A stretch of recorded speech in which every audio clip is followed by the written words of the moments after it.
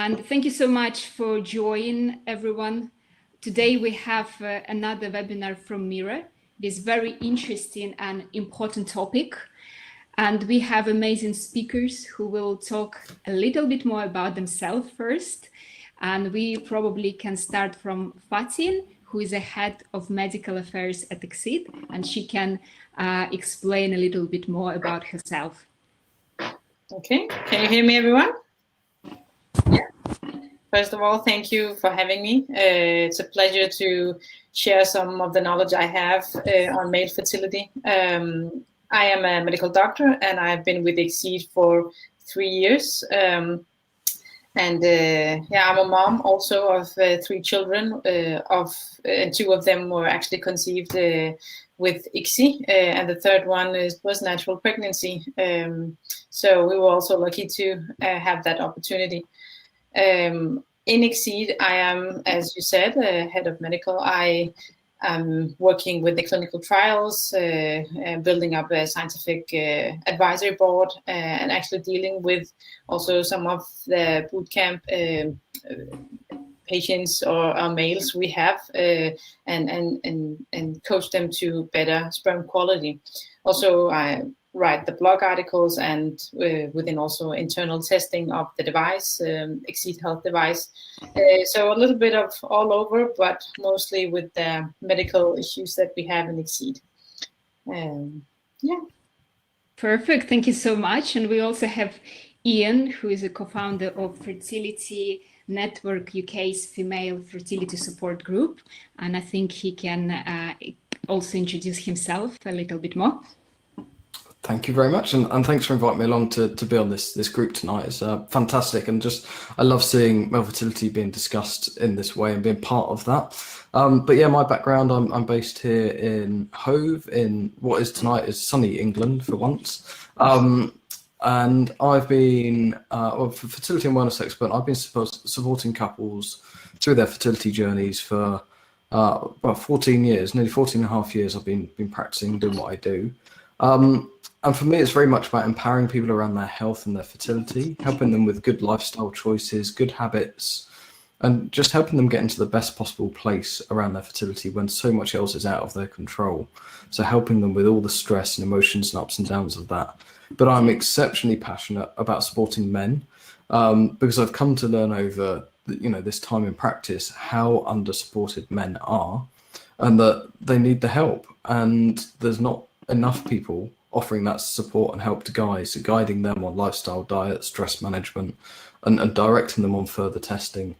And yes, last year I was invited to co-host Fertility Network UK's male fertility support group, and that has gone from strength to strength, and we now have partnered with Rod Gilbert, the comedian, and his Infertility campaign, and we meet on a monthly basis via Zoom, and we have had people from all over the world. So, if you are in Canada or America, wherever you are, you're welcome to join us. And it's a great support network and great group for guys to just share their experiences and hear from other men. So yeah, that's me. Thank you so much, Ian. And we also have Shaun, who can introduce himself. Hello there. Thanks for having me. I'm Shaun, and I must say, unlike Fatin and Ian, I'm not a professional and not a specialist at all. Who and what I am is someone who has lived through male factor infertility. So I now openly share my story of that to try and help others to openly talk about what I went through as a man experiencing this. I wasn't always as open as I am now. In fact, throughout most of the journey, I didn't tell anyone, apart from my wife and 2 of our closest family members. So I know what it's like to be in that isolated place where you don't know who to go to or where to turn to. Thankfully, now that conversation is growing, and there are more people out there like Ian who we can turn to, and there's more people sharing their story, hopefully like myself, and by doing so we can normalize that and let men know they're not alone. So yeah, I'm now the proud father to donor conceived twins, conceived via donor sperm, after being diagnosed with 0 sperms, azoospermia. Thank you so much. Yeah, it's a nice story, and I'm sure we will hear a little bit more. And I just will introduce myself. So my name is Olga, and I'm a business development and marketing manager at Mira, and I've been with the company for more than a year now, and I absolutely love our product, and you know, it's quite nice, and I'm very happy to be a part of Mira's mission to help people with their health, to understand their fertility and their bodies better. And even though we're going to talk about male fertility today, just a short introduction of Mira. I know that some of you use Mira already, those people who join our webinar, but some people are new. For those of you who are not familiar with Mira, Mira is a fertility and ovulation hormone tracker, which measure key fertility hormones and provides numerical values of those hormones. And by tracking the hormones, Mira predicts the full fertile window, which is your most fertile days during a cycle. And Mira was created, as I said before, to help women to learn more about their health and at the comfort of their homes. One of the ways to measure hormones and get precise hormone levels is blood test, but it is not always convenient to do and not always possible to measure at home. We test hormones in the urine. You just need our tracker, our test ones, so it's really easy to use at home. And we sort of more than just a hormone tracker, as all your hormone test results are safe on our app. And the app learns your changing hormone patterns and provides you with personalized cycle data, fertility scores, calendars, and charts. And so far, Mira has helped more than 20,000 women around the globe to get pregnant. And Mira can be used not only for those who are trying to conceive. So Mira also can be used for those who are trying to avoid pregnancy naturally, for those who have irregular cycles and certain conditions like PCOS. Also, it can be used for women to track estrogen when ovulation is coming back if they breastfeed, and also to track estrogen during perimenopause. So there are very different purposes. And our product, Mira Fertility Plus, measures exact levels of luteinizing hormone and estrogen. So having this information, you can plan your intercourse around the days when you are the most fertile. This summer, we also introduce a new test once, which is Mira Confirm. And these test ones measure progesterone. With progesterone, you can confirm whether or not you have ovulated. And this information is particularly helpful for couples trying to get pregnant. And so in addition to LH and estrogen, when Mira identifying your fertile window with progesterone, we can help you to confirm that ovulation has in fact occurred. And progesterone test ones now available for pre-order and will be shipping in September. And of course, we have tracking female fertility hormones and share a lot of information about female fertility. But male fertility is also very important in conceiving process. 1 in 3 infertility cases is male-related. Those male fertility can be one of the important aspects in your fertility journey. So we have decided to cover this topic to equip you with more information and hopefully help you even more. So we have partnered with ExSeed, who specializes in male fertility. You will hear just in a minute a bit more about ExSeed. For those of you who live in the UK or in the European Union, you can buy ExSeed kit on our website. Soon ExSeed will be available in the US. For other countries, we have another male fertility partner you can see on our website where you're located. And now I think Fatin will explain and introduce a little bit more about the ExSeed and what is the amazing product it is. It is actually amazing and also very important because, as you say, 40% of the cases of infertility couples is male related. And of course, we need to check the male as soon as we have concerns of infertility.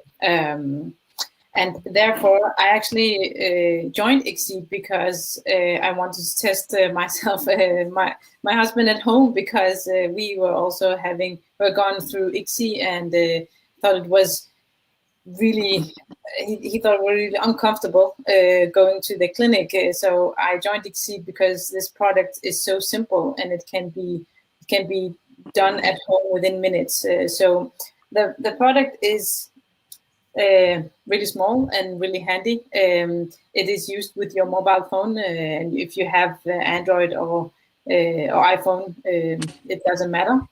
So it comes with the device itself and also the collection cup and a sample slide. So these three things you have to use together with your mobile phone. The test is done within few minutes after the sperm sample is done. And what you want to know as a man is if you're fertile, of course, and then you need to know according to the WHO, you will need to know how much volume you produce. And there we have a cup, it's special designed, where you have a pipette in the cup and also a measurement. So you measure the volume of the sample with the cup. When you do the test with the ExSeed, you will find out the concentration of the sperm sample, but most importantly, the progressive motility. So we need to know not only the concentration, because you can have low concentration, but if the motility and the volume is high, then you might still have a good sperm sample. So we measure volume, motility, and concentration of a sperm sample, and then we calculate the total motile sperm number in the sample, which is the best predictor of male fertility. And in the app, as you can see here on the slide, you can see if you have low sperm quality, moderate or high sperm quality, and then you can be guided also to what you can do to improve sperm quality. We also have in the app a lifestyle program. And somebody's asking if there is morphology, and this is something that we are working on, but still still doesn't exist in the test parameter. So for now, it is sperm motility and concentration and volume, and that is what you can calculate. Yeah. Thank you. Yeah. Yeah, I'm sure there are more and more development will be in the product. As any product, you always have something else to add. And yeah, thank you. Yeah. So just before we start, just a small disclaimer is we're here to help, of course, and they give you more information about male fertility, but it cannot replace the medical advice, diagnosis, or treatment from a doctor. So please always ask your doctor. And if you stay with us till the end of our webinar, we have some excited offers for both products. So don't leave, stay. And before we start, so we also will have a Q&A session in the end, but if during the webinar you have any questions, please just ask them in the chat. Some of them we will answer in the chat, some of them we will cover in a Q&A session.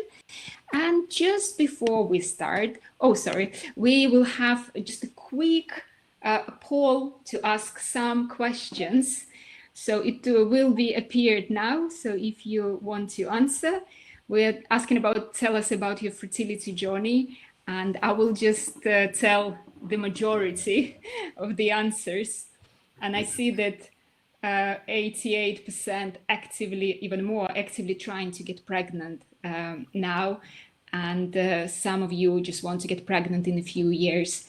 And some are trying to avoid, but the majority at the moment in our audience actively trying to get pregnant. Thank you so much for these amazing questions, and I hope we will give you more information. And there is one more question. Do you or your partner track your fertility health? So we can see that many people today in our audience using Mira. Thank you. It's nice to see. Yeah, or other at-home test kits.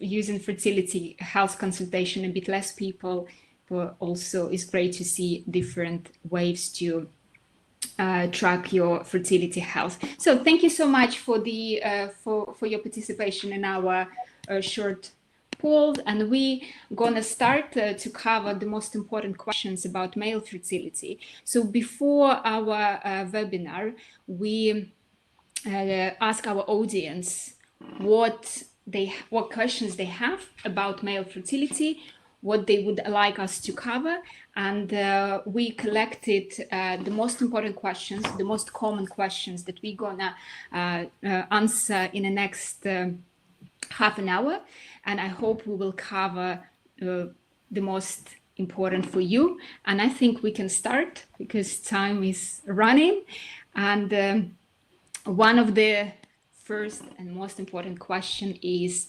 why is important to learn about your fertility? And I think maybe Shaun and Ian can answer this question and explain a little bit more about the importance. Sure. I think, Shaun's got this personal journey that, he's going to be able to share, and I'm sure it will probably match so many other guys' story and journey that I've heard countless times. But I think, the important thing is by learning about your fertility, you can take control of your fertility, or you can make decisions and take positive action. There is a lot within fertility treatment and within a fertility journey if you're struggling to conceive, where suddenly a lot of things are out of your control.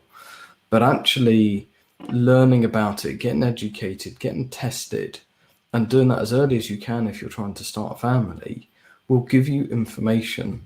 And too often we see, I'm sure Fatin's the same, and like I said, I think, I wouldn't be surprised if Shaun's journey is the same.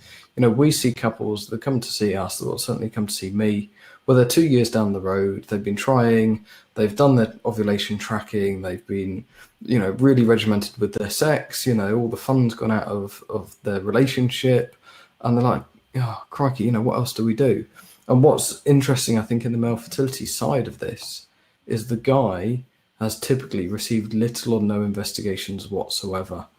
There's, unfortunately, I think, a societal belief, certainly here in the UK, and I wouldn't be surprised if it's worldwide, that fertility is a female issue, and that, the guy, we're all told, men can, produce sperm till the day they die, and they could, in theory, father children until the day they die. So we're never led to believe that we have an issue. And I think that needs to change. So I think it's important that men learn about their fertility and they get tested early so that they know where they stand, they can take action. And if it's serious, they know that ahead of the game rather than 2-3 years of heartache down the line. Shaun, what would you add to that? Yeah, I completely agree, Ian. I think for me, learning from my own experience, fertility is like any health. It's your own personal responsibility. And I learned the hard way so I first of all, I caught mumps, and crucially, I caught that post-puberty in 2005 when I was 22. And I went to the doctors. I was never told anything about its impact on fertility later in life, crucially post puberty.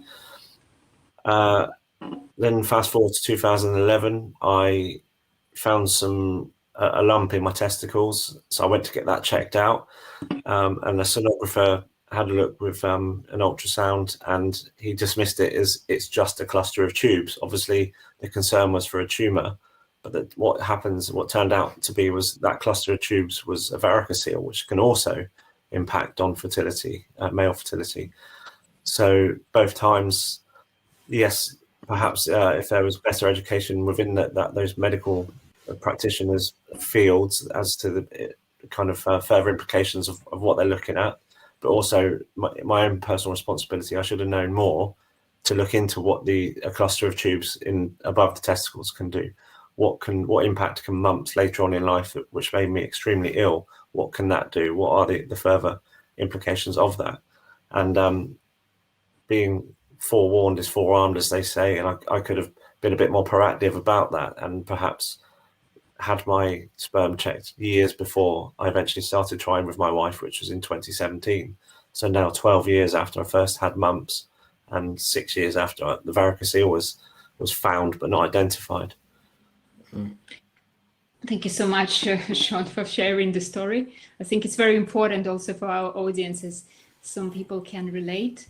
And I think we can move to another question. And it's about causes, what causes actually infertility in men, and what habits can impact fertility. And probably Fatin or Ian would like to cover this question.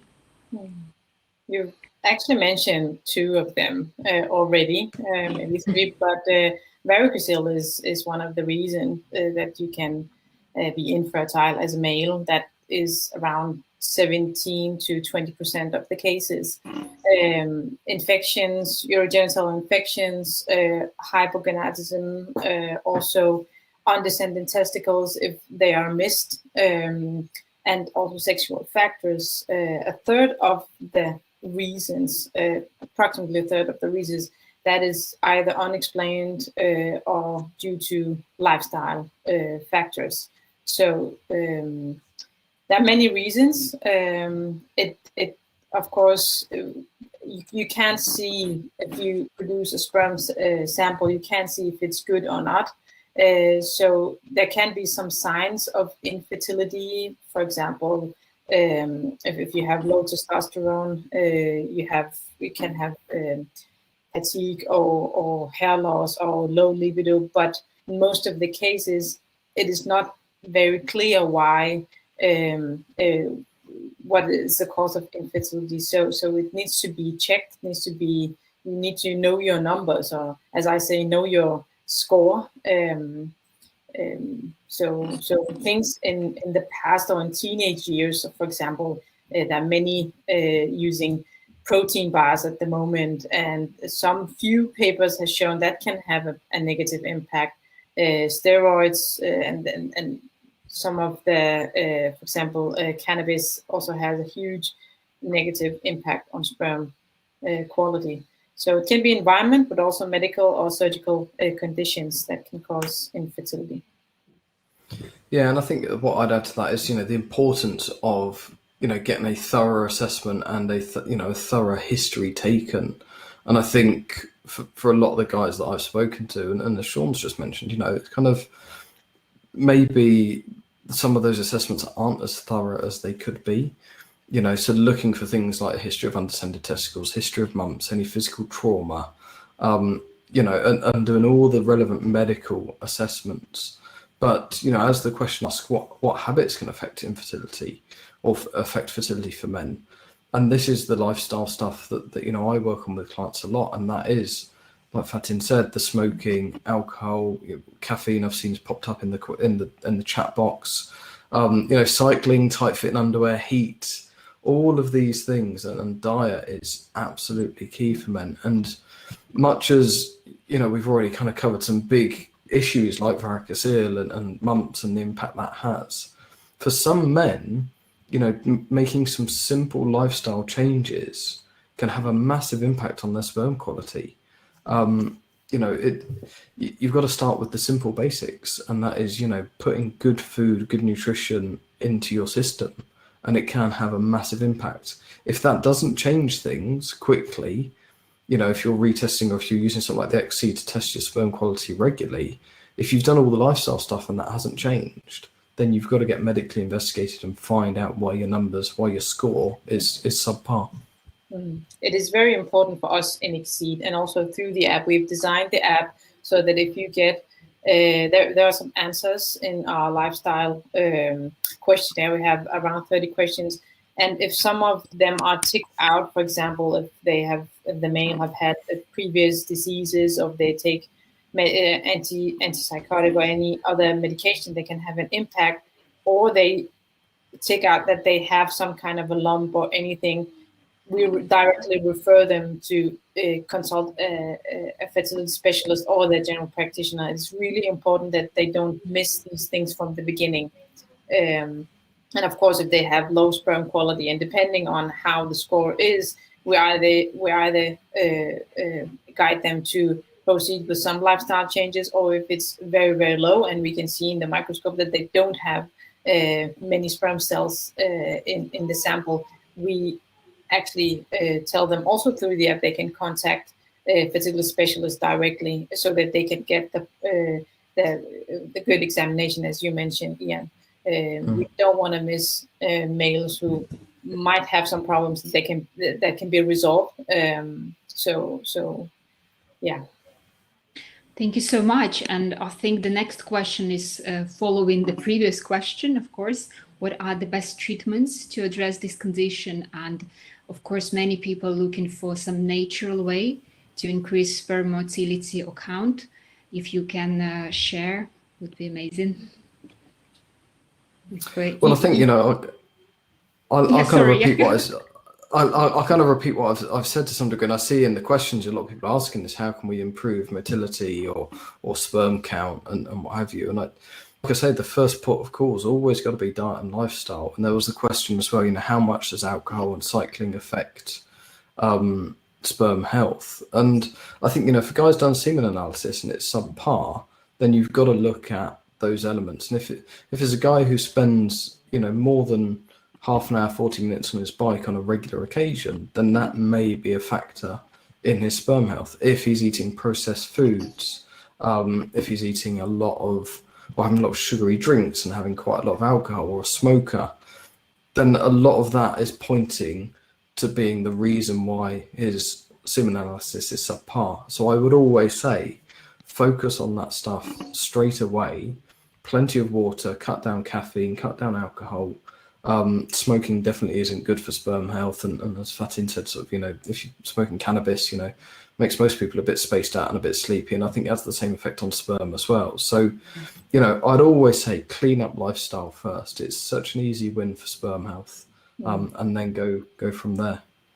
And furthermore, we also, of course, they need to have the diet straightened out, and if the BMI is not in range, that is a huge factor. Of course, obesity is getting more and more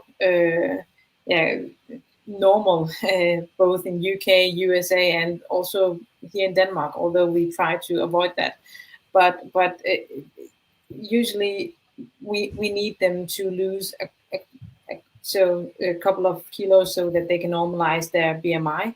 If you're really obese, that can also cause very much heat directly to testicles, and we don't need that. We need that can directly damage sperm production. Furthermore, motility and sperm concentration can be improved by supplementation, and that can also be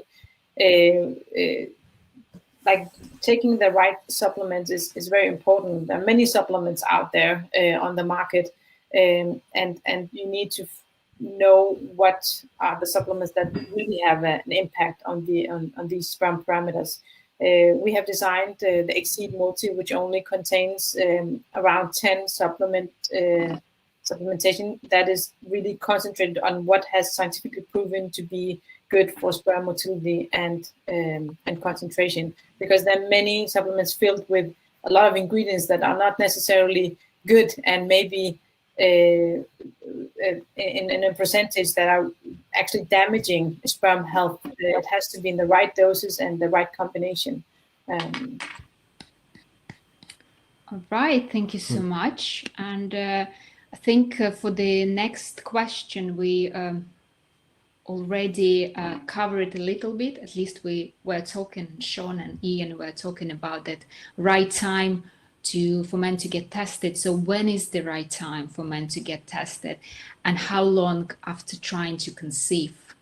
Because we know, for example, for women, they say if you're trying for a year, probably it's time for you to get help. Usually in the UK, you get help after a year of trying. So what is about the men as well? And I think probably Fatin and Shaun can share some information. I can give my own experience, although we were I think quite healthy in the beginning as a couple. But I think when you are thinking of having a baby within the next couple of months, then it would be absolutely the right time. women, they have more focus on their menstruation cycle, and men should also have a little bit more focus on sperm quality, because it's a huge factor if they can have a baby or not. So I would really say in the beginning of the journey, or if there's been, like, they've been trying for 3 to 4 months and nothing is happening, and maybe also using the ovulation test and nothing still is happening. So I think they both should be tested to see if everything is as it should be. And if it is, then they can continue, because the rules, for example, here in Denmark, you can actually continue for a whole year, because the chance of pregnancy per cycle is only 15 to 20%. So it's not much. So sometimes you just need to give it time, but you really need, as a couple, to know if everything is working down there. If the sperm sample is all right, if the menstruation, if the ovulation is as should be. So in the beginning, that is my best tip for today.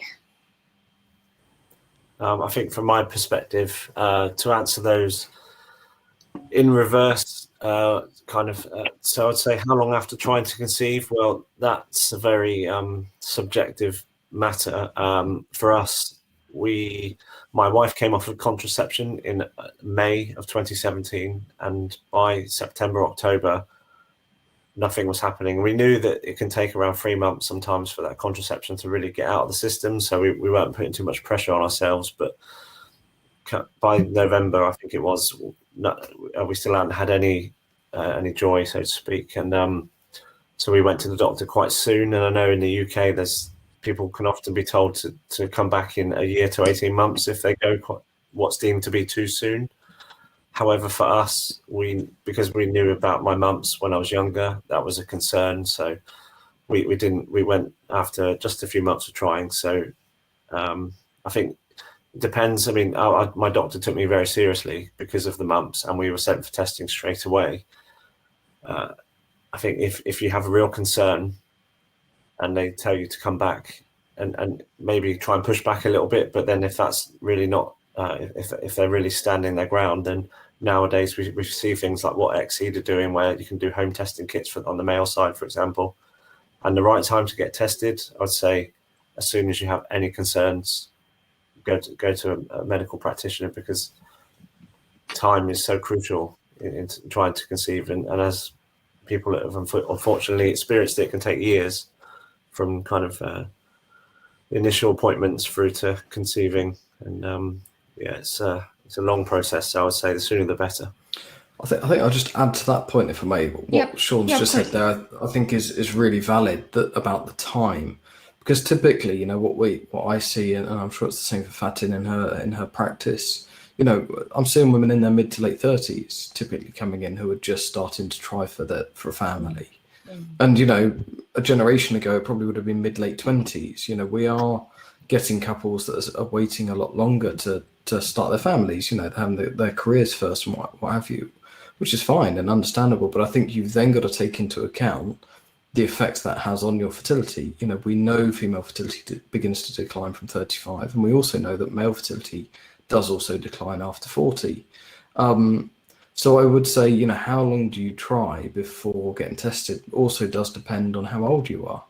And actually, I wouldn't say to a couple that are maybe 36, 37, we'll give it a couple of years. I'd say go get tested as soon as you can. You know, kind of for the vast, you know, majority of couples, hopefully there's never going to be any problem. But part of me kind of almost thinks, okay, you know, if you're getting ready to go on a really long car journey, or if you're taking on some kind of challenge, you know, climbing a mountain or whatever, you want to check that everything's all right first. You want to make sure your kit's there and sorted.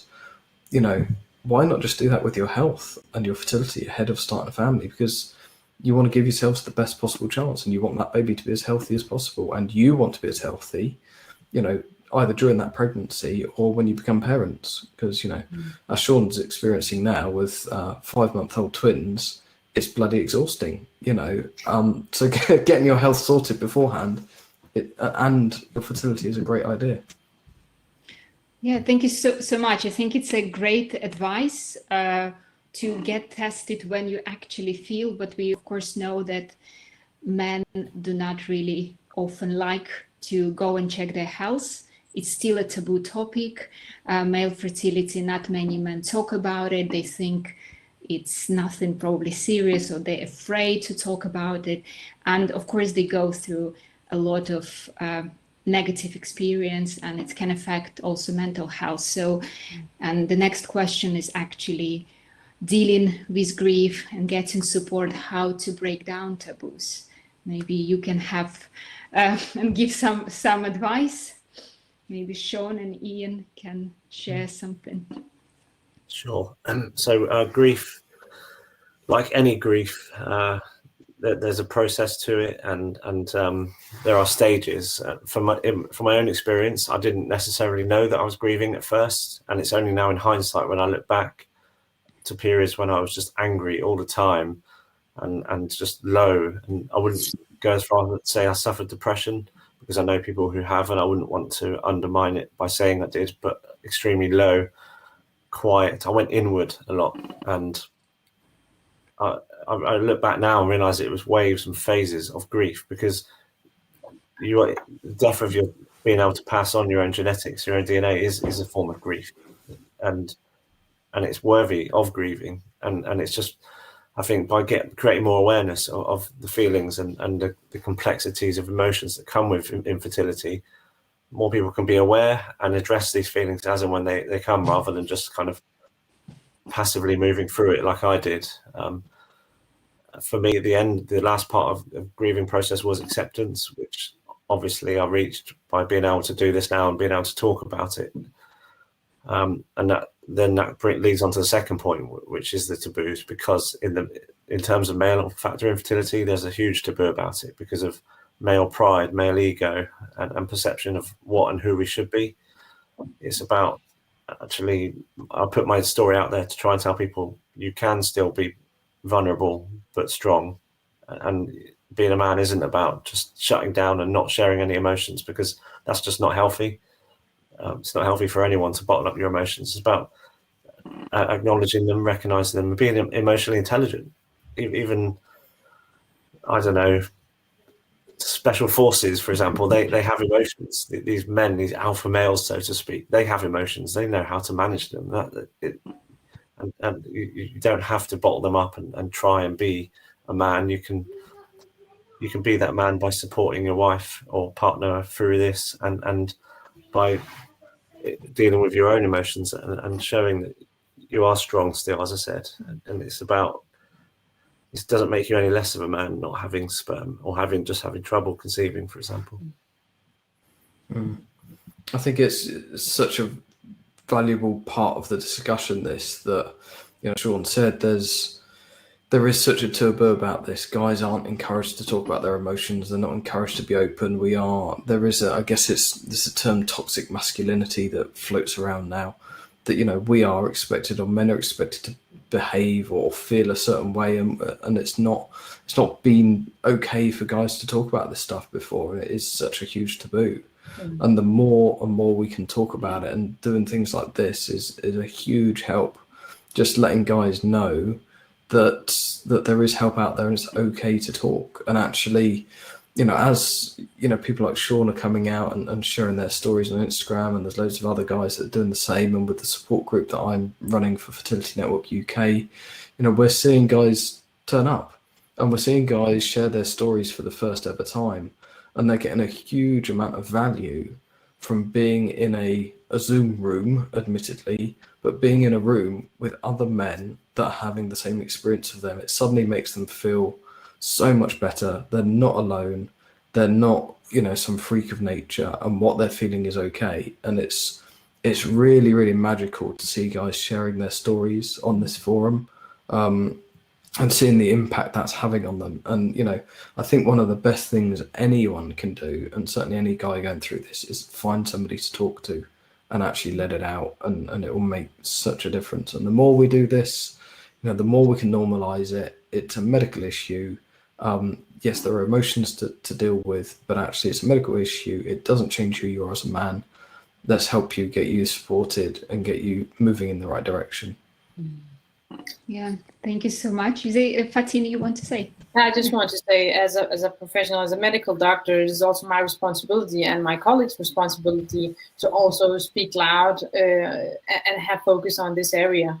Because as Ian said, the more we educate, the more we speak out, the more campaigns, the more we tell people or write blogs and Instagram, the easier it is to talk about. Also for those couples who are entering fertility treatment, it is easier for them to tell, well, okay, I'm in this situation right now, and these are my feelings. That is why I am acting the way I do, because I'm going through a difficult time right now. And we have to normalize that it's okay not being perfect, because most, or 40% at least, of the males in these couples, they are not having the sperm quality as they expected. And the first is a shock, but afterwards there's, as you said, Shaun, there's acceptance, and then we need to help them think positive and take action instead of just sitting and doing nothing. Yeah. I learned a fascinating fact. Sorry, I learned a fascinating fact a couple of weeks ago, that 1 in 6 men have fertility issues. Because we talk about 1 in 6 couples, and we talk about 40% of those couples, but 1 in 6 guys, and that is the same as diabetes. You know, and the coverage and awareness we have of diabetes, I mean, that's not particularly fantastic, but it's certainly better than male fertility. But that's a lot of guys, 1 in 6. So we really need to change the support and information that's available to men. And the more we talk, the better that becomes.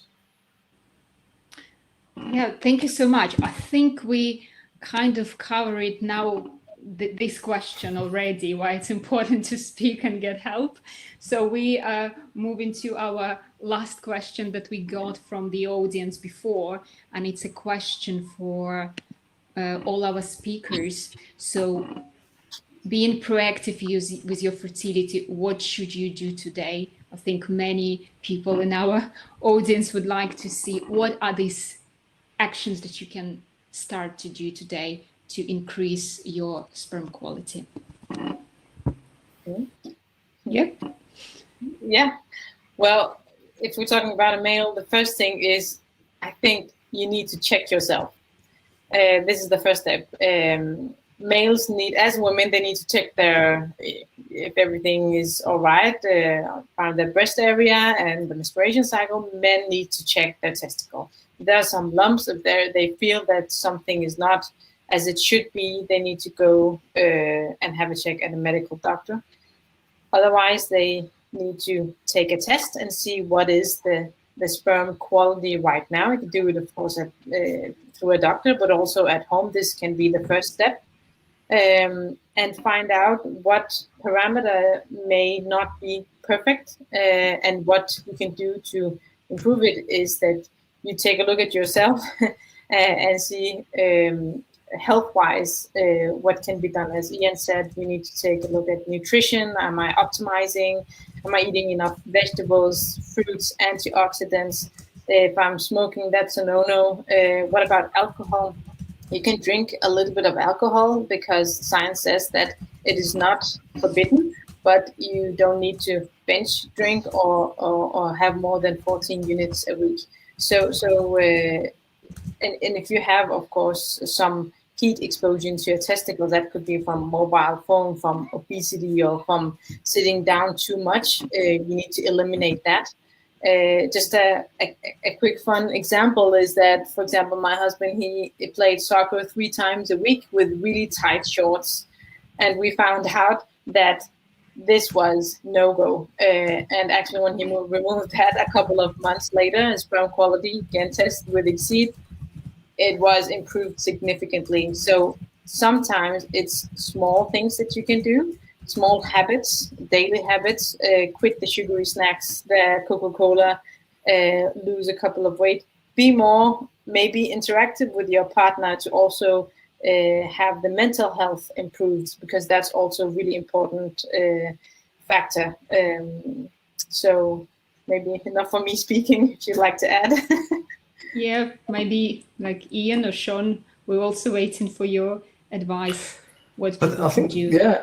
I think Fatin covered a lot of it there. It is about, for me, certainly from my aspect of I would always say, yeah, get tested early, but exactly as we've already said, repeating what Fatin said, look at the diet, look at the lifestyle, look at all of those factors. So, and actually, one simple thing that we haven't mentioned for guys is just something simple like regular ejaculation is really important for good sperm health. It's important for prostate health as well. So it's looking at all of these little hints and tips, and I think ultimately kind of a sensible, clean diet, plenty of fish, plenty of vegetables, plenty of water, cut out all the processed stuff, get some good sleep, keep moving, get some exercise. So many of us have a sedentary life. And just follow those, they're very, very simple things. A lot of the stuff I end up working with my clients are very, very simple steps. And most of the people I work with know this stuff, but the problem is they don't do it. So what I have to do is coach them into doing it. So, if you're struggling, then get support as well. Reach out and find somebody who can help you, whether that's a nutritionist, whether it's a fertility coach, whether it's coming and joining us on the infertility support group. Get some help. Talk to people. Over to you, Shaun. Yeah, maybe Shaun want to also add from your experience. Obviously, a lot of it's been well covered. I'd like to just reiterate what Dr. Fatin said actually about the mental side of things, because I think that's very important. Yes, you have to have absolutely everything in line physically, but also mentally. A fertility journey is very testing, very hard on the individual and the couple. So just remember to love each other, pace yourself, take it one step at a time as well. My wife and I, our tactic was to not focus to the end of the journey. We took it one step at a time. I always use an analogy of a mountain. You climb the mountain one step at a time. You don't want to focus on the summit, because you could reach what you think is the summit and it's a false summit. So just keep plugging on. Recognize if you are reaching exhaustion, both mentally and physically, and if you are, take a break. We had our fertility treatment stopped because of the coronavirus pandemic. Yes, it wasn't our choice to stop, but we both truly believed that really helped us. We weren't upset about it. We knew there was nothing we could have done to change it, so we just accepted it and decided to enjoy the time together and just work on our health and our diet and enjoy each other, become just happy as a couple and take that time. And then when we resumed our treatment, we were in a really good place mentally and physically, and fortunately it worked after that.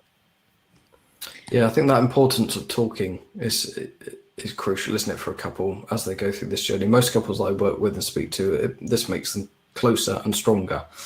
But a lot of guys do bottle up their emotions and feel they need to be strong for their wife and don't talk. And it's interesting, I think I kind of noted a lot of the names in the chat box were women. And this is so common when I've done these sorts of things, is it's the women that come and listen and learn this stuff.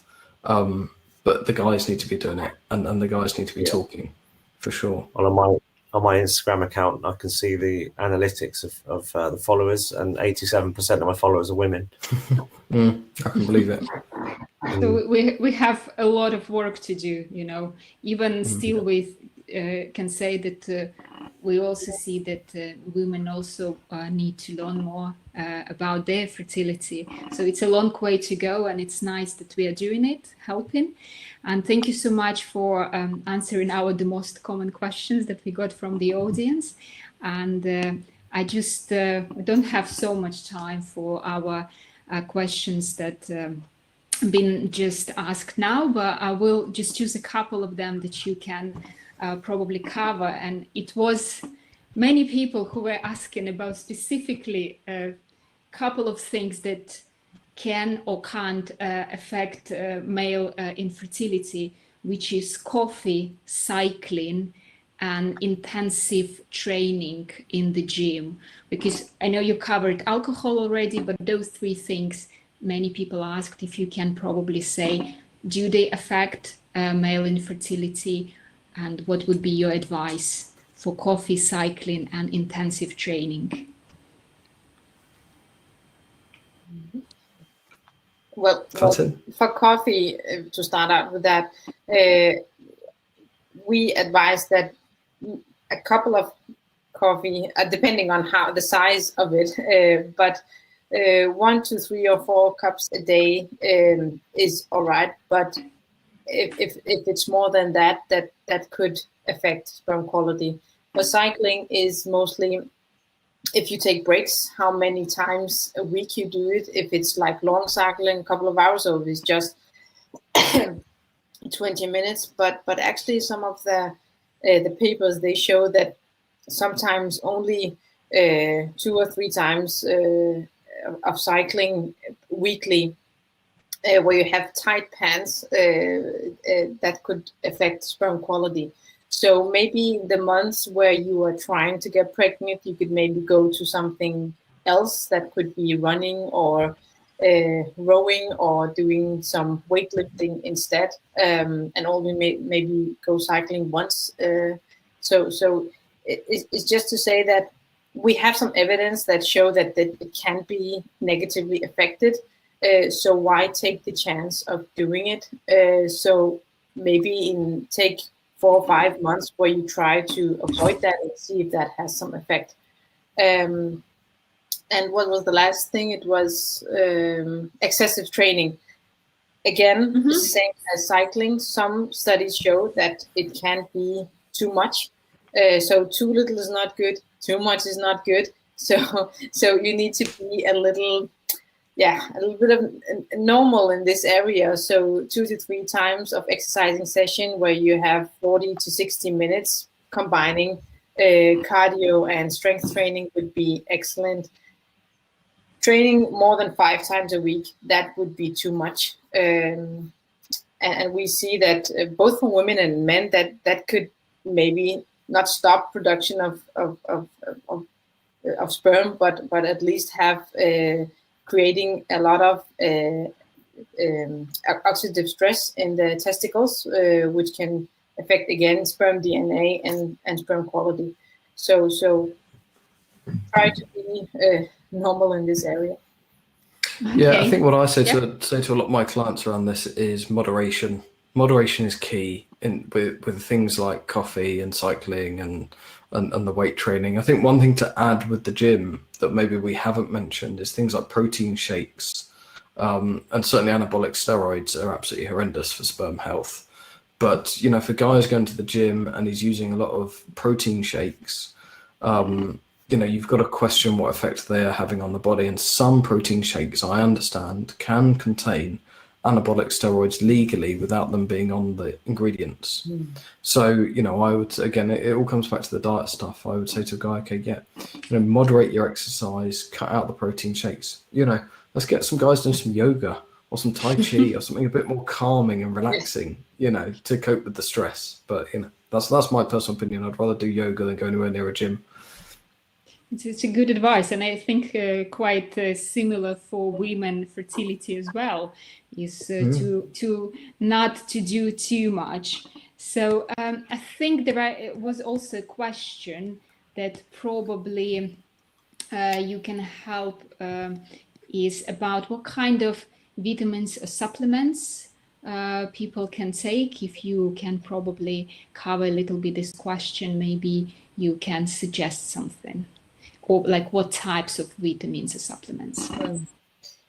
Again, as I mentioned earlier, you need the right supplements in the right dosages. Ashok Agarwal has made a lot of research. He's in Cleveland, and he knows probably one of the most known in male fertility. He also says that it depends on the dosage. So we need selenium, we need zinc, we need vitamin D and A. We also need L-carnitine and coenzyme. These are the top antioxidants that we need, and of course also fish oil. That is important for sperm cell. And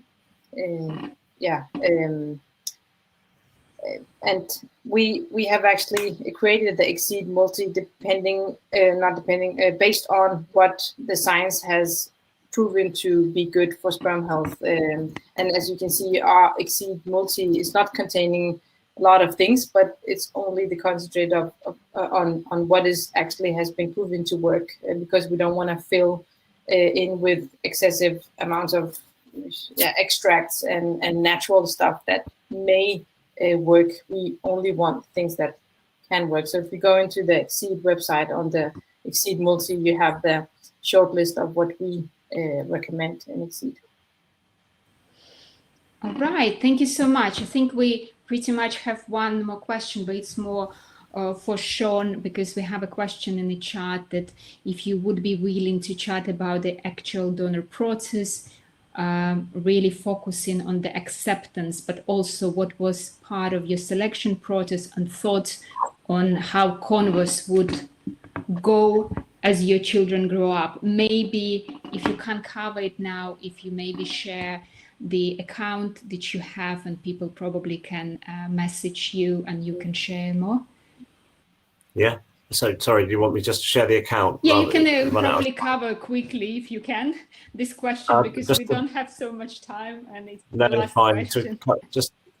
Just to kind of cover the really salient points is that I think acceptance is key before you move down the donor route, because if you're going down the donor route to try and patch what you're missing, that the sperm is not a good idea. You need to accept that you are not going to be that biological father before you go down that route. That was the biggest thing for us. And then in terms of selecting the selection process, I can talk about that in more detail perhaps if they message me. And conversations when the children grow up, we are going to be telling early and telling often. That's what all the advice is these days. The kind of old advice of keeping it a secret has been proven to not be great when things come out in the future, especially now with all the DNA testing and ancestry stuff that's about. It's there's just too many ways for people to find out their true heritage. Yeah, thank you so much. I'm sure that we also will share some of the contacts and some of the pages where you can also check Shaun's page, because male fertility is quite wide topic, a lot of aspects we would love to cover. We'll also have limited time, and I'm sure we probably will do more with our partner ExSeed on covering male fertility. You can always check our website, as we are preparing a couple of blogs posts about male fertility specifically. So I would like to say thank you so much for to our speakers for covering all the questions today, and I hope for the audience you also learn more about male fertility. And our webinar, we will post it on our YouTube channel and share with you the link, so you can always watch after. And just before we finish, as I said, we have some excited offers from us and from ExSeed as well. So if you're new to Mira, or you're not new, but you, for example, need more ones to test, we have a special discount code, Male Webinar, which you can use to purchase or Mira Fertility Plus Starter Kit or Mira Fertility Plus ones. Just simply go on our website, and the offer will be available till the end of July. And for ExSeed, they also have a nice offer.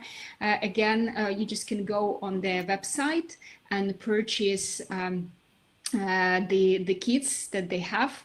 There is a choice, and start to track sperm quality, because as we know now, it's better to do it earlier than later. And for those who don't live in the UK and in the EU, you can just check our website for other male fertility partners. And just before we finish, of course, we can't finish without our one more survey, one more poll that we would just like to ask. How would you rate the webinar? Would be nice to see your answers, and we will continue to work and try to cover more topics. So I see most of the people are happy with the webinar, and they would also recommend it to friends. I think that, yeah, if you follow our channels, we often do webinars pretty much every other month on different topics on fertility. And yeah, you can follow us and you can follow ExSeed to learn more about male fertility specifically. Yeah, and I just want to say big thank you to everyone who joined today to talk about a very important topic. And thank you so much for your time and have a nice rest of your day.